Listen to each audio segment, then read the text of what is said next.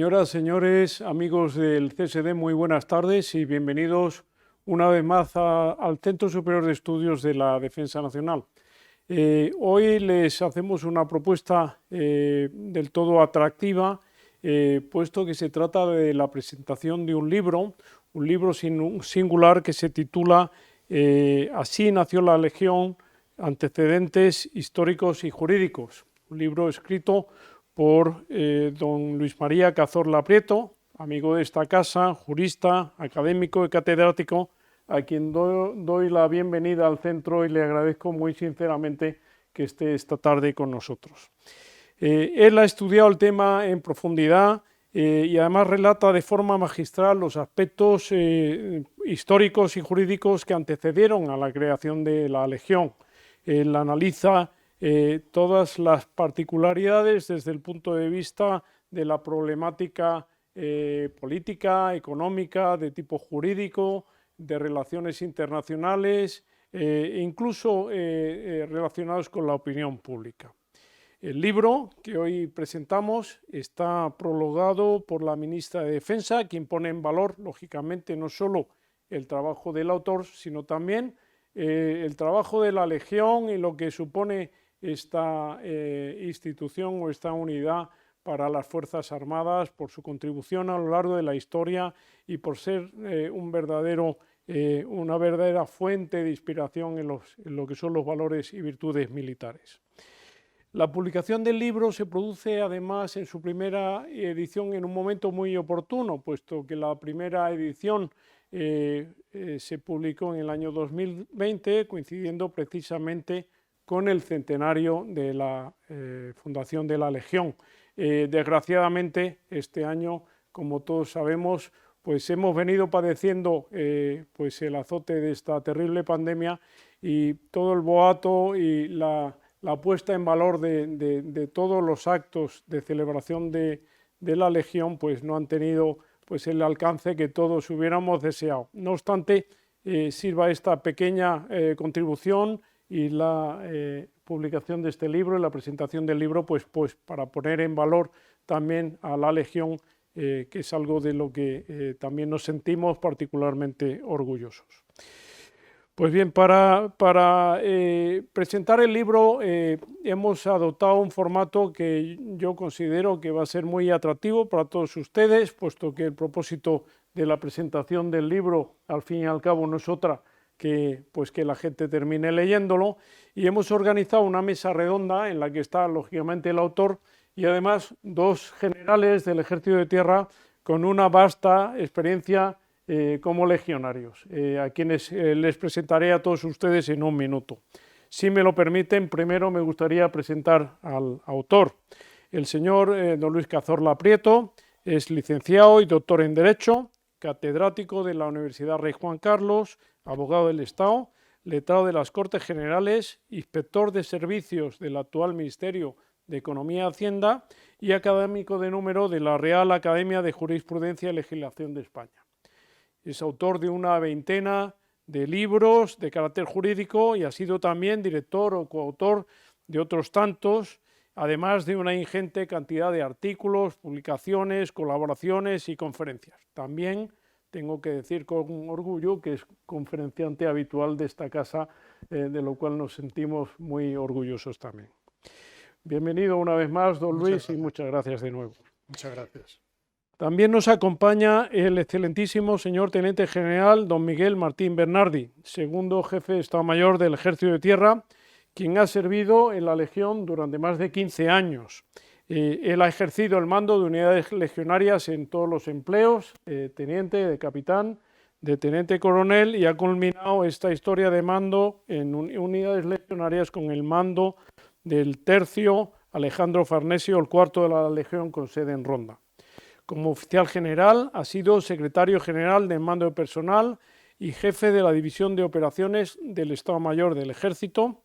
También ha sido jefe del mando de Fuerzas Ligeras, de general de división, posteriormente mando de la División Castillejos, y ya de teniente general fue nombrado segundo jefe de Estado Mayor del Ejército, cargo que ocupa en la actualidad. Mi general, bienvenido al CSD, que es tu casa, como sabes, y muchas gracias por haber encontrado tiempo para esta mesa redonda, lo cual te agradecemos sinceramente. Muchas gracias, mi general.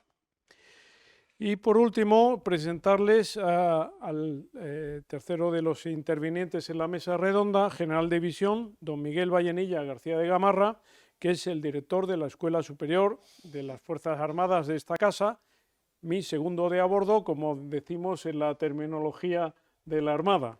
El general Vallenilla ha servido más de 22 años de su vida militar en unidades legionarias, destacando el mando de la 10ª bandera del tercio Alejandro Farnesio, el cuarto de la Legión. Ya como general de brigada ha sido secretario general del mando de adiestramiento y doctrina en Granada, hasta su nombramiento, con el empleo ya de general de división, como general director de la Escuela Superior de las Fuerzas Armadas. También tengo que señalar que el general Vallenilla es doctor en Historia, apasionado de la historia de España y en concreto un especialista en la historia del norte de África. Por lo tanto, una voz muy autorizada para esta mesa redonda de esta tarde. Pues bien, dicho esto, voy a dejar en mano de nuestros dos generales y del autor del libro el transcurrir de esta mesa redonda, que estoy seguro que van a disfrutar. Así que sin más preámbulos, cedo la palabra al teniente general Martín Bernardi. Miguel, mi general, por favor, cuando quiera. Muchas gracias, mi general. Buenas tardes, don Luis. Encantado de acompañarle en esta presentación de su interesante libro, Así nació la Legión. Yo creo que la primera pregunta es obligada. Nos gustaría saber dónde y cuándo y de qué forma surgió ese cariño a la Legión que nos demuestra al escribir este libro. No es nada objetivo, nace dentro de mí, primero de datos objetivos, pero sobre todo un sentimiento. Yo nazco en Larache, pero nazco en Larache como mi padre, porque mi abuelo fue inmigrante allí. Y desde mis primeros años yo he tenido ocasión, recuerdo toda la historia, todo el sentimiento, toda la estética que rodea a la Legión, cosa que a un niño le impresiona. Después estoy cuajado de recuerdos de aquella época y ya mucho más tarde, tras la carrera profesional muy avanzada, he tenido ocasión de observar, de analizar también la transformación de esta fuerza y al propio tiempo el mantenimiento de sus valores iniciales, cosa que me ha llamado mucho la atención, de forma que es la mezcla de sentimientos infantiles con un cierto atractivo racional hacia su transformación y lo que hay detrás, lo que se ha traducido en este libro y mi afecto y mi respeto hacia la Legión. Muy bien. Don Luis, buenas tardes. Muy buenas tardes. Para mí, bueno, es un placer poder tener esta tertulia con el autor del libro, que lo voy a mostrar para que quede constancia de la portada, que supongo que luego se podrá ver. Y bueno, obviamente, quien se haya aproximado a su figura sabe que bueno, esa atracción infantil y luego de la madurez por el protectorado se ha convertido en una realidad literaria en forma de una trilogía bien conocida, fundamentada en el protectorado en torno a la figura del general Silvestre, con los títulos que leo para no equivocarme: La ciudad del Lucus, que es la llegada de Silvestre a la ciudad; El general Silvestre y la sombra del Raisuni, una novela histórica en torno a esa relación tormentosa entre los dos; y finalmente pues el triste protagonismo del general Silvestre en Anual, con el título Las semillas de Anual. Pudiera parecer que lo lógico hubiera sido seguir esa tradición literaria que ha emprendido, aparte del ámbito jurídico, los documentos técnicos, en forma de una novela histórica en torno a la Legión, que creo que daría para mucho. Y sin embargo se ha centrado en la combinación de esa afición por el protectorado, por la Legión, y lo jurídico, haciendo un análisis jurídico-histórico del surgimiento de la Legión. ¿Se había planteado en algún momento el abordar una novela histórica o fue directamente al tema jurídico? No, fui directamente porque me encontré ante una realidad muy atractiva. Uno cree que en lo vulgar, que la Legión está plagada de decisión, de momentanidad, de espontaneidad, y en mi condición de jurista y muy aficionado a la historia, siempre digo a mis compañeros de academia, particularmente a un insigne historiador, el señor Escudero, que soy un historiador frustrado. Me di cuenta que detrás de la creación de la Legión había un fenómeno jurídico, un fenómeno económico, un fenómeno político, un fenómeno internacional de mucha catadura. Y eso atrajo a mi alma de jurista y de frustrado historiador para centrarme en una visión que pretende ser científica, porque está basado en hechos jurídicos e históricos precisos, en donde la ficción de la novela no debía entrar, porque merecía poner de manifiesto: así nació la Legión, antecedentes jurídicos e históricos. Luego de la lectura me ha llamado la atención que al inicio se declara un devoto del escritor austriaco Stefan Zweig y dice que acoge la idea de que las ideas necesitan una antropomorfización y la relaciona con que la Legión se ha antropomorfizado en la figura de Millán Astray. Y es verdad, parece que hay una relación inseparable entre Millán Astray y la Legión. ¿Nos podría desarrollar un poco cómo surge esa antropomorfización? Vamos a ver, Zweig, esa vida tan terrible que le lleva a suicidarse en Persépolis, es uno de mis autores magistrales para mí, porque combina la facilidad redactora con unos conocimientos jurídicos, una capacidad perceptiva extraordinaria.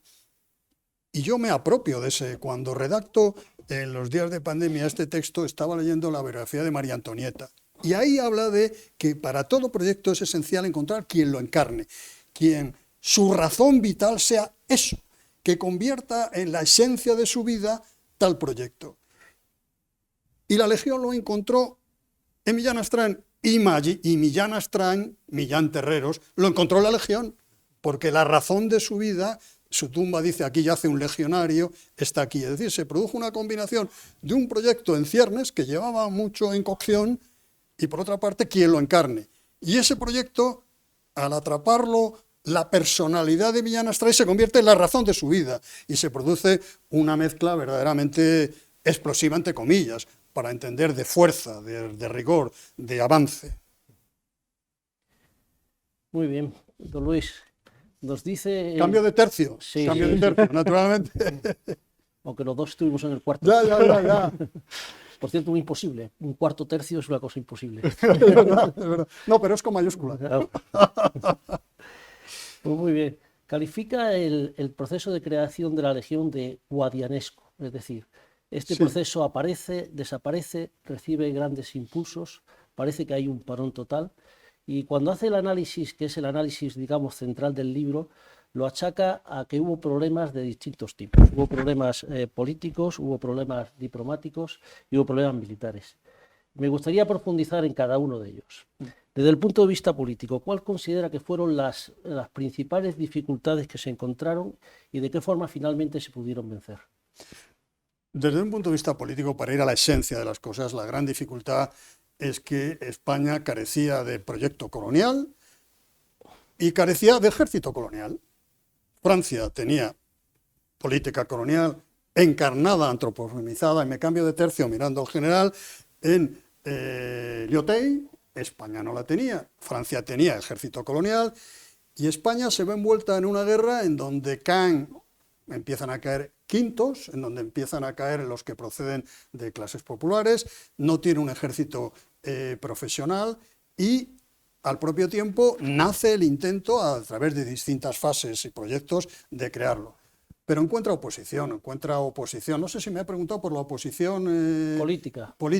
Sí, esta es la gran idea. La oposición política, primero, de parte del ejército. A los regulares creados en 1911 les venía muy mal que no se nutrieran las fuerzas indígenas regulares y se apoyara a la Legión. Después, no todos los militares estaban de acuerdo. Estoy hablando de la oposición militar y el general me ha preguntado por la política. Por tanto, me centro porque está ligado... Luego hablaremos de la militar, me estoy yendo a la otra. La política es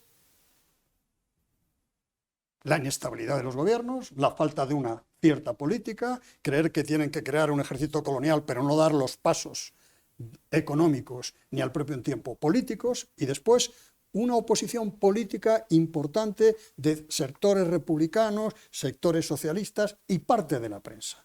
Hay un tremendo artículo del País en la fecha de la creación, en la época del ministro Villalba, de la Legión, en donde se ataca de una manera furibunda esta creación. La creación de la Legión. Por tanto, hay obstáculos políticos derivados de la inestabilidad, de falta de una política colonial cierta y, por otra parte, de naturaleza de medios de comunicación o sociales, que en este caso lo encarno en lo que se reflejó en el País. También hemos identificado, y se identifica perfectamente en su libro, un factor diplomático. Y especialmente sensible percibimos que es la postura de Francia.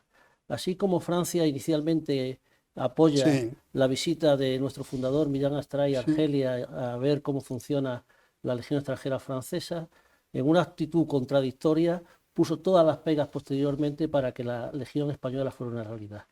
¿A qué se debe esta actitud contradictoria de Francia en este momento? El proceso de la creación de la Legión está lleno de riquezas, en este caso también una vertiente internacional. Una vertiente que tiene que ver con el Tratado de Versalles, con el término de la Gran Guerra, porque Millán efectivamente va a Argelia, visita las tropas hasta el extremo, es decir, las tropas más aguerridas que están en punta de lanza. Es muy bien recibido por el general que lo mandaba, ahora no recuerdo el nombre, le pone a su disposición un capitán que visita todas las instalaciones. Es decir, que una fuente inspiradora del tercio de extranjeros es la Legión Francesa. Por cierto, Legión Francesa, que sí que estuvo en España durante las guerras carlistas ya, luchando en España al tiempo de su creación. Pero cuando llega a la realidad, nos encontramos que el coronel Tisaire, que era el agregado francés, dice, teme que el tercio de extranjeros sea refugio de antiguos soldados alemanes, que parte de los soldados tras la guerra mundial sean captados por el tercio de extranjero y que haya una fuerza, además, en el territorio del protectorado compartido con España, que le pueda ser hostil.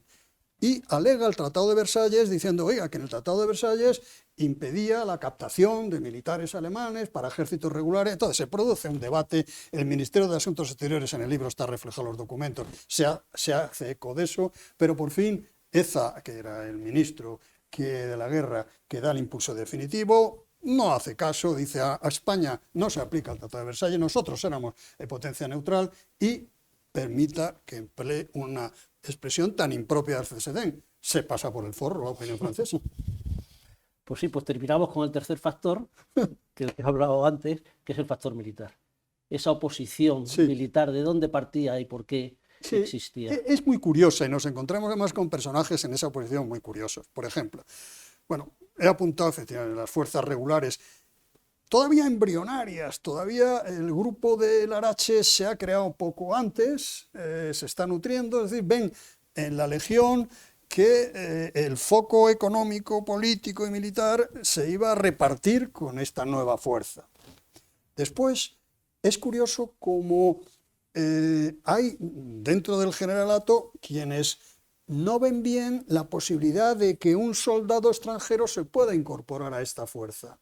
Y nos encontramos con dos personajes muy curiosos, muy importantes. Uno con apellido, con ecos hoy, el general Bernardo Álvarez del Manzano, que es, creo, tío abuelo del exalcalde de Madrid, que es un verdadero comandante general de Ceuta, un verdadero forofo, y que al propio tiempo ayuda todo lo que pueda, y el general Silvestre, que no le hace gracia en Melilla la llegada de esta forma de obtener soldados que pueden ser extranjeros. Todo eso bajo la sombra de las juntas de defensa y de ver la creación de un ejército colonial, que este sería uno de sus brazos, con malos ojos por lo que iba en contra del ejército o podía ir en contra de los mandos ejército y promoción del ejército peninsular. Esa mezcla produce enfrentamientos y produce al propio tiempo tensiones dentro del ejército y por tanto hubo también una oposición vencida de dentro del ejército. Pues seguimos con el fuego cruzado. Ahora desde este cambio de nuevo, con permiso mi general, me voy a otro tercio. Y yo voy a volver de nuevo a la figura de Millán Astray. Perdone, pasando por la infantería marina. Que no es baladí. Voy a volver otra vez a la figura de Millán Astray, ¿no? Y el protagonismo que va adquiriendo en un proyecto que en principio es un proyecto más de política de defensa, de creación de unidades y que está ahí en medio y que efectivamente parece que es el motor. porque efectivamente en enero de 1920 se firma finalmente, después de 20.000 las dificultades, informes que nos ha comentado, se firma el Real Decreto de creación de la Legión. Pero, una vez más, ahí se queda parado. Y hay un momento trascendental en la historia de la Legión, que es una conferencia que da Millán Astray en el Centro Cultural del Ejército y la Armada, en que me gustaría que nos comentara por qué es tan importante ese momento. Sí, es muy curioso este momento. Vamos a ver. Un general africanista, segundo comandante general del Arache, el primero fue Silvestre, el general Villalba, por otra parte un militar culto, impulsor de la educación física, director de la Academia, creo, de Toledo, y hombre prudente, sabio, si se puede decir, naturalmente primo hermano de otro general republicano en la Guerra Civil, en la mezcla que hay por todos los lados, general Riquelme. Llega al ministerio, se encuentra con los 14.000 informes con Berenguer por medio, el que sí, que no, la dotación, la intervención, que no hay dinero, cómo lo solucionan, el lío padre, pero echa hacia adelante, yo creo que también impulsado por el rey africano, por Alfonso XIII, y firma el general José Villalba la creación en enero. Y de pronto todo se para. Está el informe de Millán, todo se para, hay que relativizarlo, se para lo que tenía impulso. Y no se dotan, no se dan los pasos ni presupuestarios, ni de fuerza, ni de todo lo que era preciso para desarrollar un escuetísimo decreto que dice se crea el tercio, poco más, sin ninguna previsión de personal ni presupuestario. Pero ya se había producido la dígalo usted que lo dice mejor que yo. Antropomorfización. Eso es, lo dice muy bien el general. Bueno, pues no, se había producido. Millán Astray, hijo de un abogado, autor de varias piezas de teatro, con una hermana que creó Zarzuela, es decir, él era muy de la propaganda, muy de la acción pública, ya lo había encarnado, vamos a hablar, no el término, lo había encarnado, que es la palabra castellana. Va para allá, va para acá, pincha, en fin, hace su labor. Y se encuentra con una gran suerte. Villalba es cesado, aparece un militar, un ministro no militar, Eza, y da la casualidad que tenía concertada en estos días de mayo, no sé si era el 16 o el 17, no me acuerdo ahora, una conferencia en el centro de la Gran Vía, que allí está, el centro, ese magnífico edificio. Precisamente sobre su experiencia en Argelia.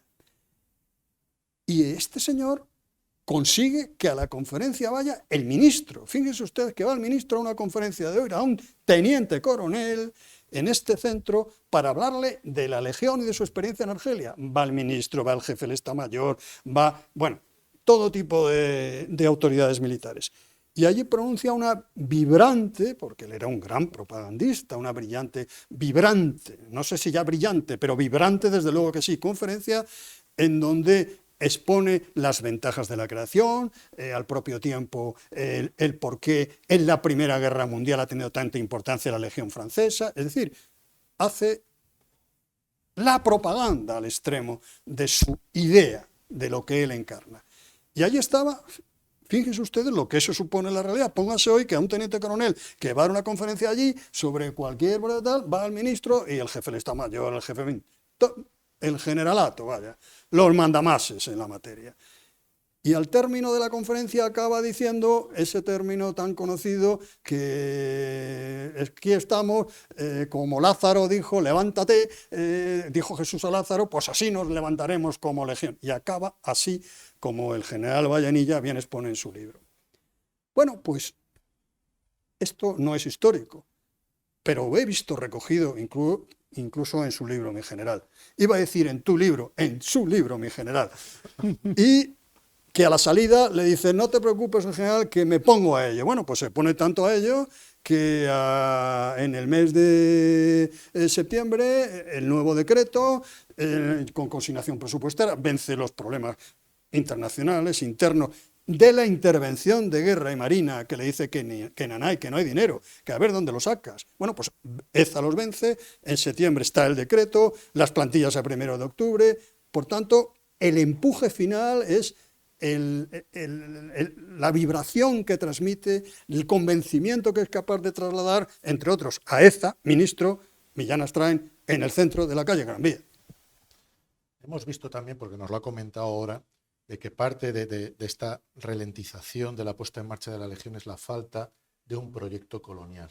Sí, sí. Cita Ortega y Gasset, que dice que, bueno, que Francia no buscaba riquezas, lo que buscaba era un espacio donde poder reclutar unidades para su... España parece ser que carece de un proyecto colonial. ¿Qué es lo que nos lleva entonces a Marruecos? Si carecemos de un proyecto colonial, que incluso el ejército o parte importante de él no cree en él, por lo tanto no quiere montar un ejército colonial, ¿qué es lo que nos lleva al final a Marruecos? A principios del siglo pasado no había potencia de primera línea ni media que no tuviera colonias. No se entendía un país de fuste, aunque fuera fuste mediano, sin tener colonias. España se queda sin las Marianas, Carolinas, sin Puerto Rico, sin Cuba, sin Filipinas, y tenía que seguir la tendencia.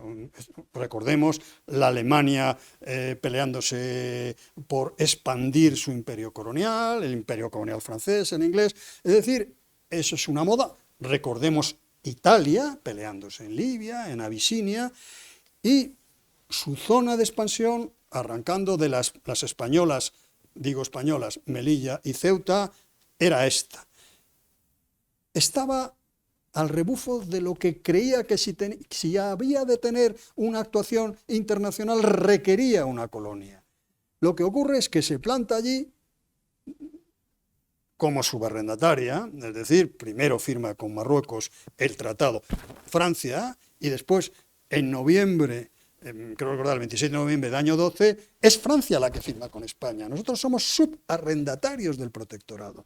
Firma aquello, pero no sabe muy bien lo que hacer, porque el protectorado tenía un sentido civil, pero para hacer un sentido civil había que dominar el territorio. Había la parte que le había tocado el norte, además la parte más pobre, salvo la parte del valle del Lucus, que por cierto, eso fue un mérito de Silvestre, parar a los franceses en Alcázar-Quibir para que no se apropiaran del valle del Lucus, la única zona rica que se querían apropiar con ella. Y se encuentra con una zona hostil militarmente que no estaba ni bajo el dominio del sultán, era Vlad de Shiva, y que tiene que controlar. Entonces se encuentra que no tiene ni política como tenía Lyautey. Lyautey decía, invado militarmente, pero para producir una penetración civil después, educativa y demás. España no puede hacer penetración civil, de obra pública, de educación, porque no domina el territorio. Y se ve envuelta en una guerra para la que no estaba preparada porque no tenía ejército colonial. Y el poco ejército colonial que tenía era nutrido de las cávilas que después se podían volver en contra de ellos, enfrente del ejército colonial francés, que los que llevaban a Marruecos eran senegaleses o eran de vaya saber usted de dónde, pero desde luego no de Marruecos. Muy bien, pues sigamos con ese ejército colonial. España consigue poco a poco ir estableciendo unidades coloniales, primero la policía indígena, Sí. los regulares, pero el nivel de captación y de reclutamiento de estas tropas indígenas llega a su límite, tiene que buscar una solución para seguir profundizando y desarrollando ese ejército colonial, mira hacia Francia, mira al éxito de la Legión Extranjera Francesa, una Legión Extranjera Francesa que se recluta solamente de europeos, nunca de franceses, y queremos copiar ese modelo reclutando a personal extranjero. Nos encontramos con la realidad.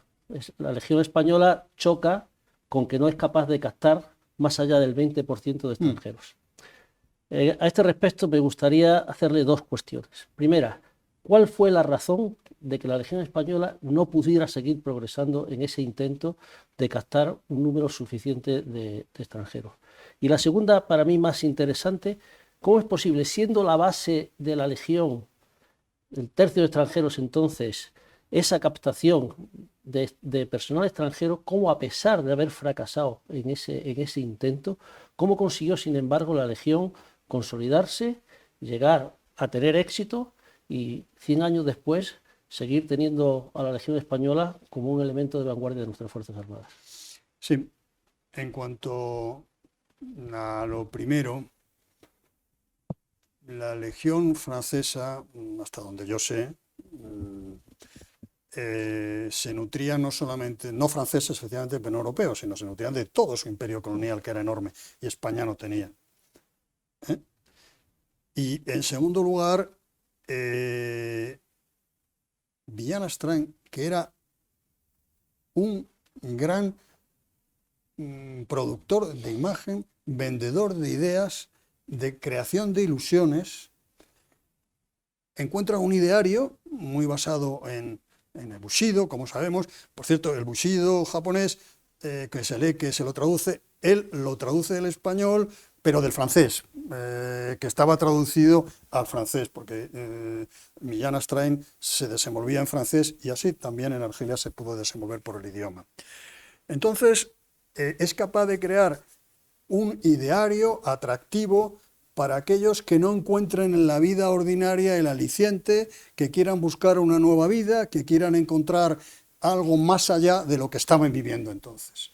Se encuentra además de su ideario con personas que ayudan a crear esos símbolos. Hay el primer comandante mayor, me miro al general, con su permiso general, porque lo leí en su libro, y ahí empecé a tirar del hilo. Es el comandante Vara de Rey, que es el primer comandante mayor, que empieza a velar por la uniformidad, por las apariencias, por crear una ilusión, por crear un proyecto para personas que no lo tenían. Y eso, junto a la retribución que tenían, que no era importante, pero era una cierta retribución, crea unos banderines de enganche, crea un sistema de propaganda y de captación de españoles, que en mi opinión este es el motivo fundamental, la forma en que lo plantea, lo transmite a través de símbolos y creación de ilusiones, el que acabaría siendo el general Millán Astráin. Millán Astráin, que como ha mencionado, crea o escribe el credo legionario. En el libro menciona que la legión es fruto de la acción y no de la reflexión. Ese vocablo, que el decisionismo, que se personifica, como hemos dicho, en Millán Astráin. ¿Hasta qué punto el credo legionario es pura acción? Es un reflejo claro de ese gusto de Millán Astráin por la acción, por poner las cosas en marcha, no estar dándole vueltas, sino pasar de las musas al teatro y decir, esto es lo que hay que hacer. Parece que el credo legionario, mencionabas, eso es pura acción, ¿no? Si ahora tuviera que escribir eso, si lo he escrito, lo matizaría. Lo matizaría. Porque efectivamente el reflejo exterior es la acción, el hacer, el adelante, siempre adelante, aunque nos cueste la vida, en función de unos ideales que son tan altos que incluso merecen. Pero esa acción, por eso matizaría lo que he escrito, no es, venga, vamos a hacer esto, vamos a crear, es que detrás hay mucho pensamiento, detrás hay mucha pugna económica, mucha pugna internacional, mucha pugna. Por tanto, plasmado el ideario con la acción, que en definitiva es un proyecto de vida para aquellos que sean de ese lado y no lo tengan, que puede ser por muchos motivos, ¿no? Pero detrás hay mucho pensamiento para llegar a plasmar en una acción, incluso con raíces filosóficas, porque todo el que nos escuche, y ustedes pues más todavía saben, que ese pensamiento tiene que ver con la ideología, la forma de ser, los modos de los samuráis, del Bushido, del libro filosófico que él oye en Filipinas cuando estuvo destinado allí, y que después se encuentra un texto en francés que es el que lo traduce. Por tanto, la acción es la culminación, pero detrás hay mucho pensamiento. Muy bien, don Luis. Hay una afirmación en su libro que me ha llamado especialmente la atención como legionario y que voy a leerlo para comentarlo. Todo lo que rodea a la legión suele estar empapado de sentimientos y sensaciones que vienen directamente del hecho pasional y sensible, con relegamiento de lo racional y reflexivo. Desde luego, los que hemos vivido la legión en el día a día, hemos visto a nuestros legionarios crecer de paisanos a auténticos legionarios, no podemos estar más de acuerdo con este pensamiento. Desde luego, la legión no es indiferente a las pasiones, toca el corazón, toca la motivación y lo más profundo del corazón del ser humano. pero muchas veces lo toca en el sentido positivo, de reconocimiento, de qué bien en la Legión, y otras veces también en el sentido negativo. Tenemos gente que ve la Legión con mucha intensidad, pero en contra. ¿Cuál cree que es la razón de que arraiguen estos sentimientos tan profundos dentro y hacia la Legión? Sí. ¿Me permiten el libro, por favor? No para hacer propaganda del libro, sino es que quiero leer la dedicatoria. Porque para contestar a esta pregunta hay que leer la dedicatoria, que yo no me la sé de memoria. Dice: a la Legión, unidad singular de nuestras Fuerzas Armadas, cuyo pasado de luces y sombras no debe empañar su presente y futuro al servicio de la seguridad y defensa de España en su proyección interior y exterior. ¿Qué quiere decir esto? Que como toda creación humana, la Legión tiene luces y sombras. Y si uno se centra por educación, por inclinación en las sombras, pues crea una pasión negativa. Si uno se centra solo en las luces, pues lo crea positiva. Y lo que yo creo es que esto hay que verlo en su realidad, que como toda institución tiene cosas malas y otras muy buenas. A su vez, como se supo crear una mitología legionaria, obra de Millán, su credo, sus acciones, el uniforme, las botas, las bandas de musa, los tambores, las cornetas, que son medidas distintas de los normales, pues esta sombra y luz lo acentúa, porque ya entromba la pasión, lo irracional, el sentimiento. Si arrancas de la sombra, esa pasión, te sacan barbaridades que ha hecho la Legión en la historia. Toda institución ha hecho barbaridades y cosas muy buenas, pero hay que ir a la esencia de las cosas y a la realidad actual. Si coges solamente las luces, le metes el chorro de la pasión, de la mitología legionaria, y se dispara. Por tanto, es la mezcla que, como toda institución, como toda creación humana, tiene luces y sombras. Si añades a la luz y a la sombra la pasión con la que se supo envolver en el credo, los modos, los comportamientos, las canciones, todo lo que quieras, pues eso lo dispara. Esto acabo de pensarlo ahora mismo, cuando escribí eso no caía. Pero coincidimos plenamente, creo que es una reflexión muy interesante. Yo creo si me dijo a usted, yo creo que si este libro puede, que además está publicado por una editorial jurídica, de la que, en fin, que no tiene que aportar algo, decir, bueno, mire, que esto no fue pegar un zapatazo y decir a sus órdenes, mi teniente coronel, aquí estoy yo, que aquí hay un largo proceso de elaboración, muy pensado, muy debatido y con muchas vertientes, y por tanto hubo una decisión fundada. Otra cosa es que se articulara con todos los elementos de los símbolos y de la mitología que envuelve a la Legión. Pero que esto no fue una cosa de un día, y que llegó un tío y dijo, oye, que a mí me gusta la Legión extranjera, vamos a crearlo. Que no fue así. Pues voy a lanzar yo ya la última pregunta, para mantenernos en tiempo, y tiene mucho que ver con lo que acabamos o lo que acaba de afirmar. Porque al final del libro dice, después de estos 100 años, si Millán Astray pudiera contemplar su obra hoy, estaría orgulloso. Es decir, podemos decir que el balance es positivo y además responde a esa carga espiritual de acción que le quiso dar Millán Astray. ¿Van por ahí esa afirmación? El general juega con trampa, lo digo porque este libro empieza con la película de Amenábar, ¿no? Ese gesto y pongo, bueno, claro, yo escribo novelas también y pongo en su mente.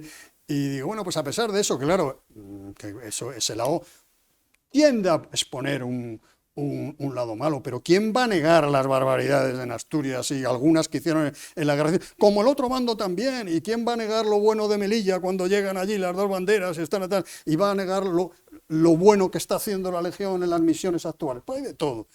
Pues yo la reflexión que me digo, bueno, viendo la película, bueno, sí, esto es el lado malo, tal cual, pero yo estaría contento. ¿Por qué? Primero, porque vive al cabo de 100 años. Segundo, porque es la punta de lanza de las misiones militares españolas, que es un brazo esencial de la acción exterior del Estado.